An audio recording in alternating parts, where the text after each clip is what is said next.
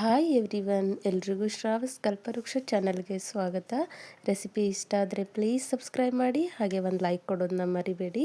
ಇವತ್ತಿನ ದಿನ ನಾನು ಸಿಂಪಲ್ಲಾಗಿ ಒಂದು ಲಂಚ್ ಬಾಕ್ಸ್ ರೆಸಿಪಿ ಹೇಗೆ ಮಾಡೋದು ಅಂತ ತೋರಿಸ್ತಿದ್ದೀನಿ.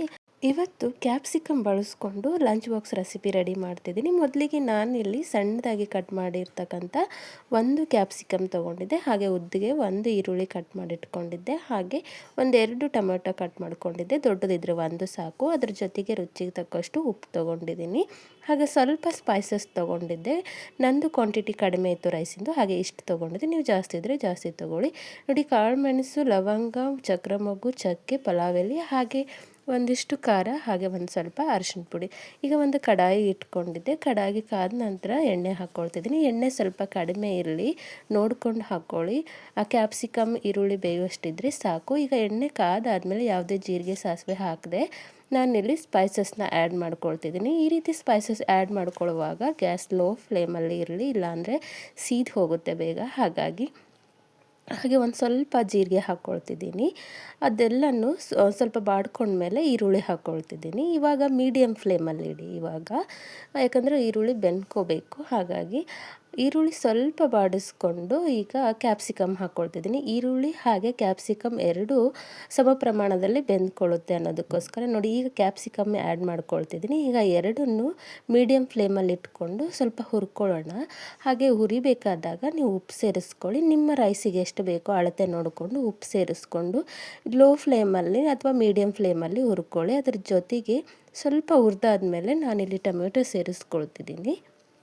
ಟೊಮೆಟೊ, ಈರುಳ್ಳಿ ಹಾಗೆ ಕ್ಯಾಪ್ಸಿಕಮ್ ಒಂದು ಮೀಡಿಯಮ್ ಫ್ಲೇಮಲ್ಲಿ ಬೆಂದ್ಕೋಬೇಕು. ಹಾಗಾಗಿ ನಾನಿಲ್ಲಿ ಒಂದು ಲಿಡ್ನ ಕ್ಲೋಸ್ ಮಾಡ್ತಿದ್ದೀನಿ. ಇಲ್ಲಿ ನಾನಿನ್ನೂ ಯಾವುದೇ ಖಾರ ಅಥವಾ ಅರಿಶಿನ ಪುಡಿ ಸೇರಿಸ್ಕೊಂಡಿಲ್ಲ.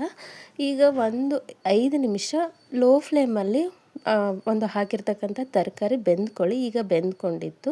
ಈಗ ಇನ್ನೊಂದು ಸರಿ ನೀಟಾಗಿ ಕೈ ಆಡಿಸ್ಕೊಳ್ಳೋಣ. ಲೋ ಫ್ಲೇಮಲ್ಲಿ ಇರಲಿ, ಯಾಕಂದರೆ ನಾವು ಈ ರೀತಿ ಬೆನೆಯೋಕ್ಕಿಟ್ಟಾಗ ಯಾವುದೇ ನೀರು ಹಾಕಿರಲ್ಲ. ನೋಡಿ, ಈ ರೀತಿಯಲ್ಲಿ ಕ್ಯಾಪ್ಸಿಕಮ್ ಕಟ್ ಆದರೆ ಸಾಕು, ಬೆಂದಿರುತ್ತೆ. ಯಾಕಂದರೆ ನಾವು ಹುರ್ಕೊಂಡಿರಲ್ಲ ಮೊದಲಿಗೆ. ಹಾಗಾಗಿ ಈಗ ಅರಿಶಿನ ಪುಡಿ ಸೇರಿಸ್ಕೊಳ್ತಿದ್ದೀನಿ. ಅರಿಶಿನದ ಜೊತೆಗೆ ಸ್ವಲ್ಪ ಅಚ್ಚ ಖಾರದ ಪುಡಿ ಹಾಕ್ಕೊಳ್ಳಿ, ನೋಡ್ಕೊಂಡು ಹಾಕ್ಕೊಳ್ಳಿ. ಕ್ಯಾಪ್ಸಿಕಮ್ ಖಾರ ಇತ್ತು ಅಂದರೆ ಕಡಿಮೆ ತೊಗೊಳ್ಳಿ, ಖಾರ ಇಲ್ಲ ಅಂದರೆ ಜಾಸ್ತಿ ಹಾಕ್ಕೊಳ್ಳಿ. ಹಾಗೆ ಇಲ್ಲಿ ಗರಂ ಮಸಾಲ ಸೇರಿಸ್ಕೊಳ್ತಿದ್ದೀನಿ. ನಿಮ್ಗೆ ಎಷ್ಟು ಬೇಕೋ ಅಷ್ಟು ಗರಂ ಮಸಾಲ ಹಾಕ್ಕೊಳ್ಳಿ, ರುಚಿಗೆ ತಕ್ಕಷ್ಟೇ ಇರಲಿ. ಈಗ ಮೂರನ್ನು ನಾನು ಹಾಕ್ಕೊಂಡು ಕಲಿಸ್ಕೊಳ್ತಿದ್ದೀನಿ. ಮತ್ತೊಂದು ಸರಿ ಕೈ ಆಡಿಸ್ಕೊಳ್ತಿದ್ದೀನಿ. ಈ ಟೈಮಲ್ಲಿ ಗ್ಯಾಸಿನ ಫ್ಲೇಮು ಲೋ ಇರಲಿ, ಯಾಕಂದರೆ ಮೀಡಿಯಮ್ ಕೂಡ ಬೇಡ. ಯಾಕಂದರೆ ಈ ಟೈಮಲ್ಲಿ ನಾವು ಹಾಕಿರ್ತಕ್ಕಂಥ ಮಸಾಲ ಪದಾರ್ಥ ಎಲ್ಲನೂ ಸೀದು ಹೋಗೋ ಚಾನ್ಸಸ್ ಇರುತ್ತೆ, ಇಲ್ಲ ಕೆಳಗಡೆ ಅಂಟುತ್ತೆ. ಹಾಗಾಗಿ ಲೋ ಫ್ಲೇಮಲ್ಲಿ ಇಟ್ಕೊಂಡು ನೀವು ಕೈ ಆಡಿಸ್ಕೋಬೇಕು. ಈಗಲೂ ಕೂಡ ಒಂದು ಲಿಡ್ನ ಕ್ಲೋಸ್ ಮಾಡೋಣ. ಒಂದು 2 ನಿಮಿಷ ಅಷ್ಟೇ ಸಾಕು. ಒಂದು ಲಿಡ್ನಿಂದ ಕ್ಲೋಸ್ ಮಾಡಿಬಿಡೋಣ. ಒಂದು 2 ನಿಮಿಷ ಲೋ ಫ್ಲೇಮಲ್ಲಿ ಇಟ್ಟು ಬೇಯಿಸಬೇಕಾಗುತ್ತೆ.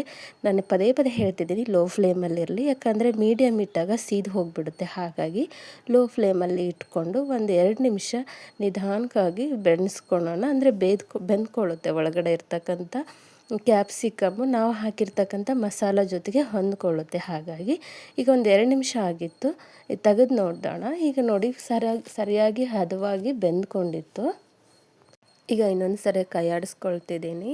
ನೋಡಿ, ಈ ಟೈಮಲ್ಲಿ ನಾನು ಗ್ಯಾಸ್ ಆಫ್ ಮಾಡಿಲ್ಲ, ಲೋ ಫ್ಲೇಮಲ್ಲೇ ಇರಲಿ. ಇದೇ ರೀತಿ ನೀವು ಕೈ ಆಡಿಸ್ಕೊಳ್ಳಿ, ಯಾವುದೇ ಕಾರಣಕ್ಕೂ ಅಂಟ್ಕೊಳ್ಬಾರ್ದು ಕೆಳಗಡೆ. ಈಗ ನೀವು ಎಷ್ಟು ರೈಸ್ ತೊಗೊಂಡಿದ್ದೀರೋ ಅದು ನಿಮ್ಮ ಕ್ವಾಂಟಿಟಿ ಮೇಲೆ. ರೈಸ್ ಜಾಸ್ತಿ ಇತ್ತು ಅಂದರೆ ಈ ಒಂದು ಮಸಾಲ ಏನಿದೆ ಅಲ್ಲ, ಆ ಒಂದು ಗ್ರೇವಿ ಕ್ವಾಂಟಿಟಿ ಜಾಸ್ತಿ ಇರಲಿ. ರೈಸ್ ಕಡಿಮೆ ಇತ್ತು ಅಂದರೆ ಕಡಿಮೆ ಇರಲಿ. ನಾನಿಲ್ಲಿ ಒಂದು ದೊಡ್ಡ ಬೌಲಲ್ಲೇ 1 ಬೌಲ್ ರೈಸ್ ತೊಗೊಂಡಿದ್ದೆ.